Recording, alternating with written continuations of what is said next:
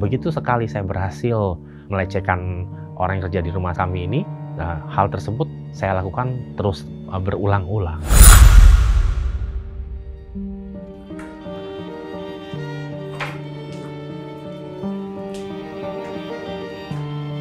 Ayo sayang. Iya sayang. Habis ini kita mau kemana sayang? Kita makan dulu aja, habis ini kita nongkrong ke kafe yang kemarin. Oh, ke kafe yang kemarin. Iya. Gimana kamu mau ke situ? Saya melakukan dosa selingkuh itu ya kan, ya karena saya beranggapan Yonas telah menodai lah pernikahan saya gitu. Jadi saya ikut berbuat juga.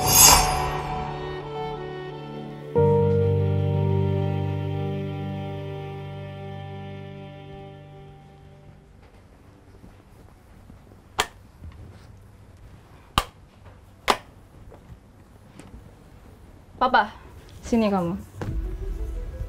Kenapa, Ma? Kamu tahu nggak sih, kita itu ya ada cicilan rumah, ada cicilan mobil, dan uang yang kamu kasih nggak pernah cukup buat ini semua. Nggak cukup buat anak-anak kita. Nggak cukup. Itu udah semuanya aku kasih, Ma. Kamu pasti pergi dugem ya? Pasti pergi kan sama si itu cewek? Jangan pikir aku nggak tahu ya. Ma.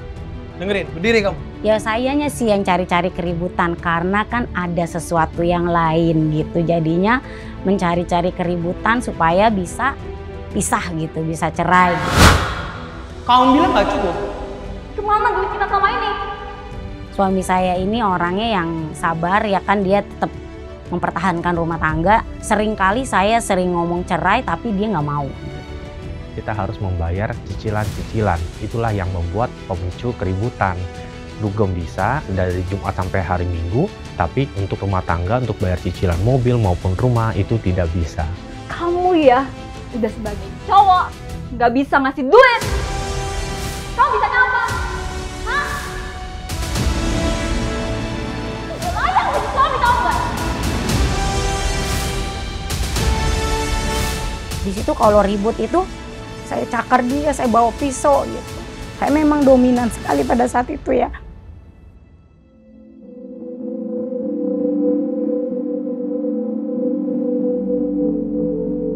Ya, saya pada saat itu ketika mendengar suami saya katanya ada main, jadi saya di situ ya pergaulan saya juga di dunia malam, otomatis saya juga kenal orang di dunia malam juga. Karena udah sering berantem di rumah, kebetulan juga kenal dengan si tamu ini ya kan, jadinya akhirnya saya merasa cocok dengan dia dan dia juga lagi ada konflik dengan rumah tangganya dia. Jadi saya merasa kami cocok gitu. Berlangsunglah kami, berjalanlah beberapa bulan. Saya pikir juga, oh memang rumah tangga gue juga lagi nggak baik gitu ya kan. Jadi ya udahlah, kebetulan di sini ada yang memperhatikan. Jadi ya saya sama dia. Saya pengen bebas gitu loh. Maksudnya karena capek ya rumah tangga yang tidak sesuai dengan yang saya mau gitu, yang saya inginkan gitu. Saya kan maunya tuh sebenarnya pada saat itu saya tidak bekerja. Yonas yang bekerja gitu loh. Jadi saya ngurus anak lah gitu. Tapi kan saya tahu kemampuan Yonas itu belum bisa gitu loh untuk saya tidak bekerja.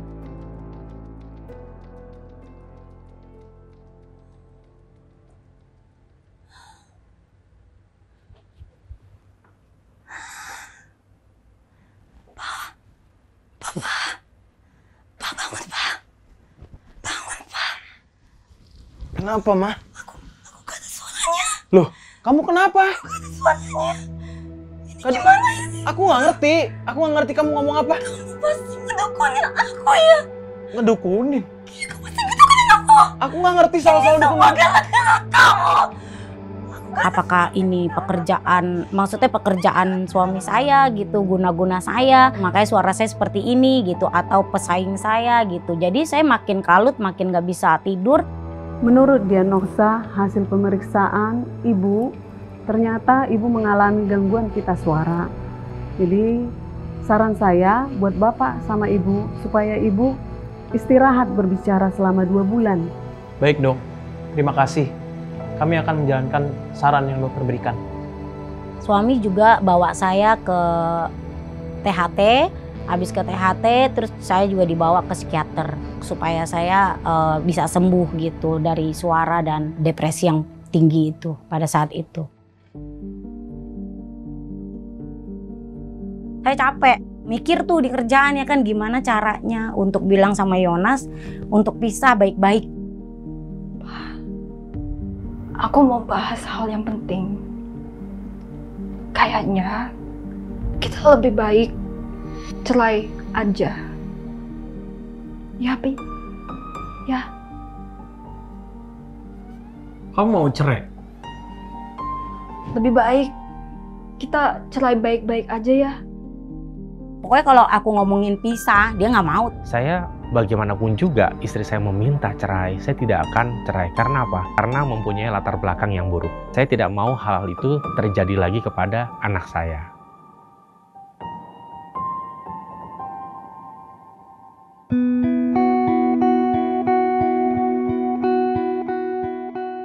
Akhirnya aku datang ke gereja, aku yang pilih karena aku orangnya terlalu paranoid. Tapi saya malah bilang sama orang itu, tolong doakan saya ini mau cerai, saya bilang gitu. Saya udah tidak ada kecocokan.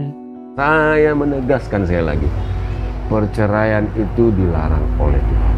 Apa yang sudah dipersatukan Tuhan tidak boleh dipisahkan. Kecuali maut. Jadi kalian ini adalah pasangan yang sudah diberkati Tuhan. Kalau ada masalah, dibicarakan. Karena tidak ada pasangan yang tidak punya masalah.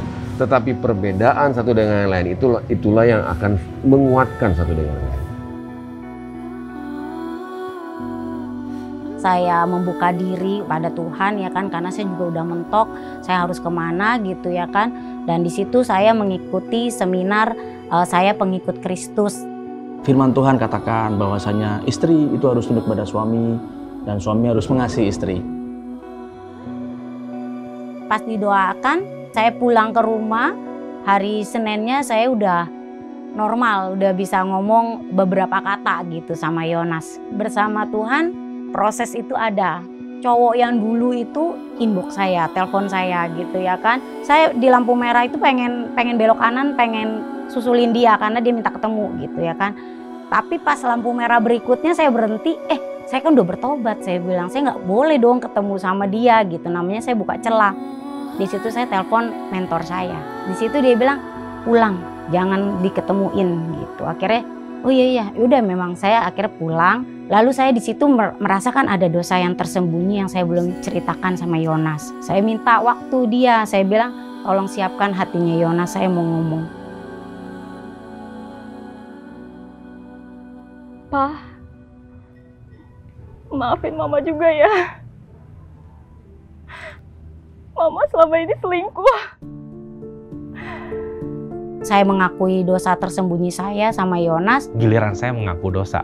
Pada saat saya mengaku dosa, istri saya menerima dengan lapang dada. Cuman dalam hati saya cuma satu. Kalau ditimbang pakai timbangan, dosa dia lebih berat. Akhirnya di situ kami saling mengaku dosa. Kita sama-sama sadar dan akhirnya kita saling memaafkan dari hati. Ya saya cuma bilang kan firman Tuhan berkata Tuhan membenci perceraian, ya kan. Terus saya belajar untuk mendampingi khususnya kalau saya kan yang istri ya. Jadi saya ajarin bagaimana menjadi istri, bagaimana menjadi ibu gitu kan buat keluarga. Jadi itu yang kita dampingin ya, suami saya dampingin suaminya, saya mendampingin istrinya. Tapi yang saya bangga adalah yaitu karya Tuhan dalam hidup mereka. Itu yang saya lihat gitu loh. Maksudnya kalau orang seperti mereka aja Tuhan bisa angkat sebegitu tinggi gitu loh ya. Berarti banyak di luar sana itu orang-orang bisa akan mengalami hal yang sama. Ketika ketemu sama Tuhan, ketika didampingin. Karena sebelum-sebelumnya mereka hanya melabel diri mereka adalah orang Kristen. Tapi hari-hari ini mereka merubah paradigma mereka. Mereka berkata, mereka bukan lagi orang Kristen yang standar atau KTP saja, tapi mereka memutuskan untuk menjadi murid sejati, di mana kuasa, kasih, dan kebenaran mereka hidupi. Saya bersyukur perubahan itu luar biasa terjadi pada istri saya, 180 derajat. Yang tadinya suka marah-marah, yang tadi suka negative thinking, yang tadinya suka posesif banget sama saya kemana-mana selalu ditanya, sekarang dia melepaskan saya, dia menjadi percaya kepada saya 100%. Dia lebih mengayomi kita, dia sebagai penolong bagi saya. Saya menyadari banget gitu ya kan, saya itu harus menjadi seperti yang firman Tuhan katakan.